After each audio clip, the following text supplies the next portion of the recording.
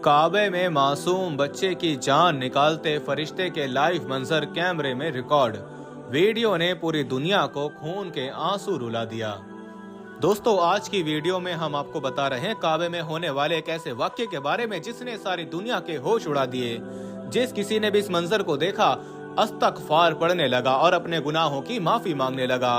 काबे में नजर आने वाले इस मंजर ने जैसे सब पर जिंदगी की हकीकत आश्कार कर दी। काबे में ऐसा भी कौन सा मंजर नजर आया था कि लोगों की जिंदगियों का रुख ही बदल गया। जानने के लिए वीडियो को आखिर तक जरूर देखिए, और अगर आपने अभी तक हमारे चैनल को सब्सक्राइब नहीं किया तो इसे सब्सक्राइब कर लीजिए और साथ ही बेल आइकन को दबा दीजिए ताकि हमारी आने वाली हर वीडियो की अपडेट आपको मिलती रहे। दोस्तों, खाना काबा खुदा का घर है जहां जाकर चलते हुए दिलों को करार आ जाता है।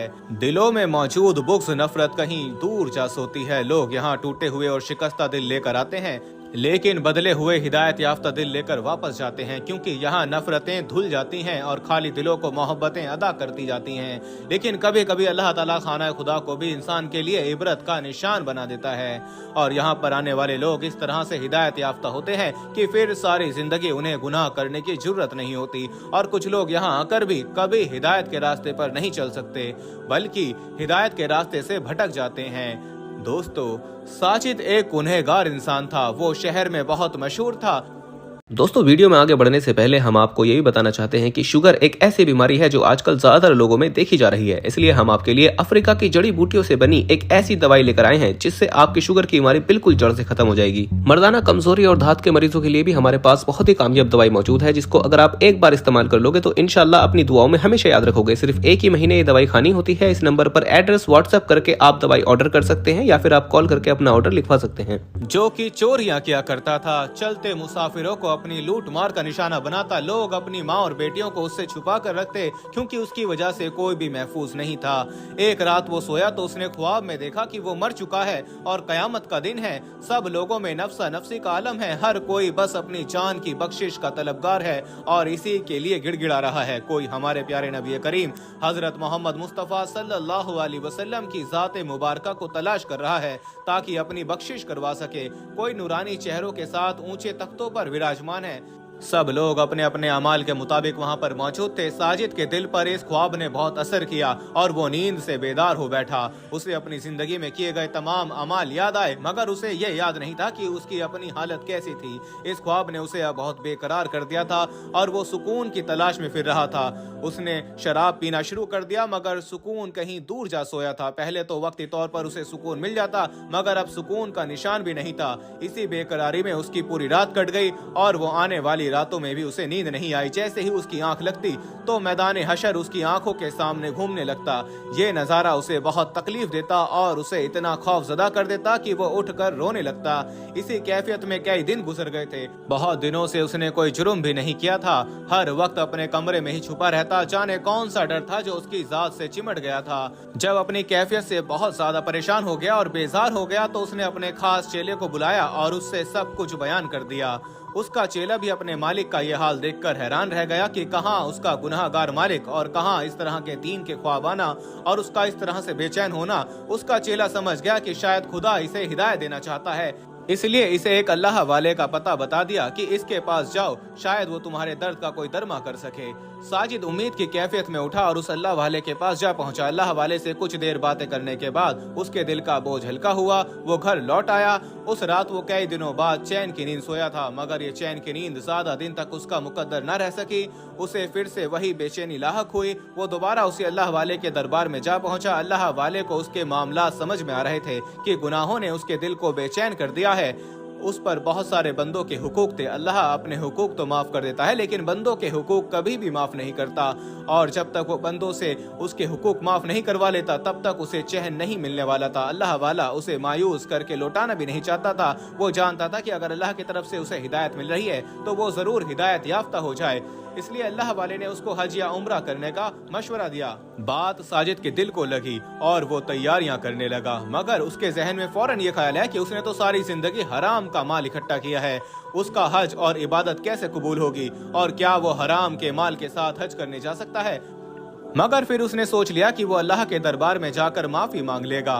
उसके पास अभी कोई भी जमा पूंजी या हलाल की कमाई का इकट्ठा किया हुआ पैसा नहीं था कि फौरी तौर पर उनसे हज करता, और अपने दिल के सुकून के लिए उसको फौरी तौर पर हज करना बहुत जरूरी था। इसलिए वो इन्हीं पैसों से हज पर चला गया। खाना काबा पर नजर पड़ते ही वो फूट फूट कर रो दिया और उसके दिल सुकून से भर गया। उसने खुद को जिंदगी में कभी भी इतना हल्का फुल्का महसूस नहीं किया था जितना अब कर रहा था। मगर शायद अभी भी उसे मुकम्मल तौर पर हिदायत नहीं मिली थी। उसने सोच लिया था कि उसने जितना भी पैसा इकट्ठा कर रखा है उससे वो बार बार हज के लिए आएगा। ये सब बातें वो भूल रहा था कि हराम की कमाई से दिल को सुकून नहीं मिलता। अल्लाह ताला के घर आने के लालच ने उसके दिल से फिर से हिदायत की बात निकाल दी थी। उसने अपना उम्रा मुकम्मल किया। अब उसकी वापसी का वक्त नजदीक आ गया था, मगर उसे बहुत उम्मीद थी कि वो बहुत जल्दी वापस हज के लिए आ जाएगा, क्योंकि उसके पास बहुत पैसा इकट्ठा हो चुका था। वो चाहता था कि उसने जितनी भी हराम की कमाई की है वो सारी हज और उम्रा में खर्च कर दे, और यही उसकी सबसे बड़ी भूल थी। वो आखिरी बार खाना काबा का जी भर कर तवाफ कर रहा था जब एक नजारे पर उसकी नजर पड़ी तो वो दंग रह गया। सामने उसने देखा कि एक छोटा सा बच्चा जमीन पर गिरा हुआ है। आसमान से बारिश बरसने लगी थी और इस बच्चे पर जैसे नज़ा का आलम तारी था। कोई भी उसकी तरफ नहीं देख रहा था। लोग उसकी तरफ मुतवज्जो भी हुए तो उसके करीब ना गए। न जाने वो किसका बच्चा था जो इस तरह से फर्श पर पड़ा हुआ था। अचानक ही साजिद की आंखों ने जो कुछ सामने देखा उससे उसकी आंखें खुली की खुली रह गईं। उसे साफ तौर पर नजर आ रहा था कि इस बच्चे की रूह एक फरिश्ता कब्ज कर रहा है। मौत के खौफ ने उसे जैसे जकड़ लिया था और वो वहीं घुटनों के बल जमीन पर गिर गया और होशो हवास से बेगाना हो गया। साजिद को पूरे 7 दिन के बाद होश आया था।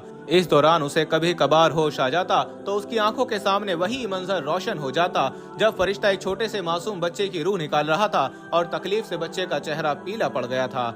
उसके चेहरे से उसकी तकलीफ महसूस होती थी और ये बात साजिद के दिल को तकलीफ पहुंचा रही थी।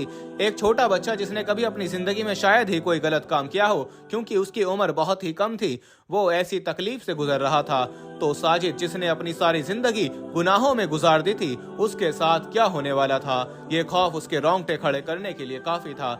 वो अल्लाह ताला से रो रो कर माफिया मांगने लगा कि दोबारा वो कभी भी गुनाह नहीं करेगा, बस अल्लाह उसे तौबा की तौफीक अता किए रखे। वो उठा और दोबारा उसी जगह जहां पहुंचा जहां पर बच्चे की रूह कब्ज की गई थी। वो लोगों से पूछ रहा था, मगर लोगों का कहना था कि यहाँ पर ऐसा कोई वाकया नहीं हुआ। वो बार बार 7 दिन पीछे की तारीख दोहरा रहा था। ऐसा कैसे हो सकता था कि एक बच्चे की यहाँ पर मौत हो गई और वहाँ पर मौजूद किसी भी इंसान को पता ना हो? एक सिक्योरिटी गार्ड जो बहुत ज्यादा पुराना था, साजिद ने जब उससे इस मामले के बारे में पूछा तो उसने भी मुकम्मल तौर पर मना कर दिया। इस मामले को कभी भी साजिद हल नहीं कर पाया कि उस बच्चे को मरते हुए सिर्फ उसी ने क्यों देखा।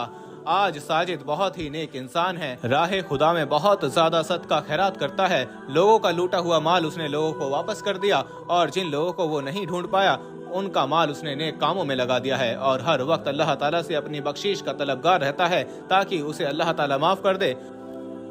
वो समझ चुका है कि अल्लाह ताला ने खाना काबा में उस बच्चे की रूह कब्ज होते क्यों दिखाई। किसी की मौत देखकर उसकी सोच की नफी हुई थी कि वो हराम के पैसों से बार बार हज या उम्रा करने जाए और लोगों के माल को अपना माल समझे।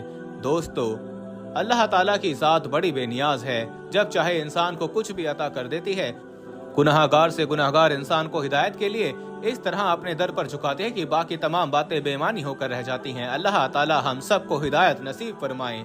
आमीन या रब्बुल आलमीन।